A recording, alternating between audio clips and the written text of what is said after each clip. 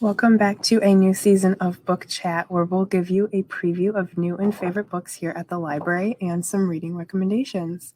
September is National Library Card Sign-Up Month. If you don't have a library card, now is the perfect time to sign up for one. If you do have one, find a friend that doesn't and get them to sign up. In honor of that, our theme for today's episode is books that take place in a library. First up is The Last Chance Library by Freya Sampson. This one is for romance fans. June Jones is a small-town librarian, reeling from the loss of her mother and now facing the closure of her library due to budget cuts. At the risk of losing her job, she teams up with a group of rather eccentric but loyal library patrons in order to show the town that the library is an essential part of their community. At the same time, June is trying to live up to her mom's last wishes that she have a happy, adventurous life, all while dealing with her very deep grief.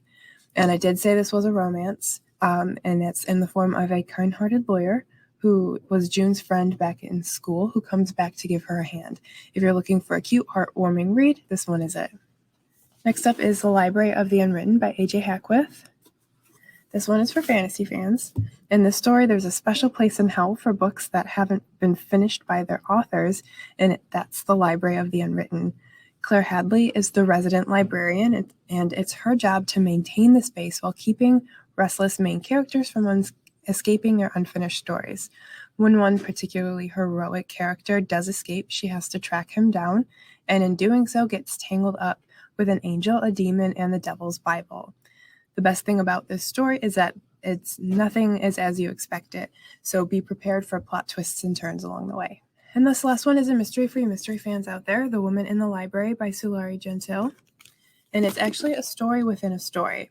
The setting is the Boston Public Library, where the usual quiet of the reading room is interrupted by a scream. 4 strangers, led by main character Freddie, all witness the scream, which turns out to be a murder.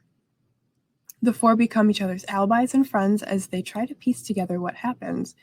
As it turns out, one of them is the murderer. Like I mentioned before, it's a story within a story, so as the Boston plot is playing out, the end of each chapter reveals that it's a work of fiction by Australian author Hannah, who's relying on her American friend Leo to be a beta reader.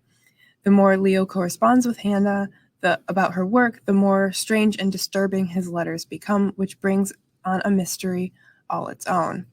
If cliffhangers, suspense, and double mysteries appeal to you, then this one should go on your reading list for sure. Thanks for tuning in today. If you want to try any of these books, or all of them, you can call the Fiction Desk, send us an email, or even text a hold request. We'll see you next time. Bye.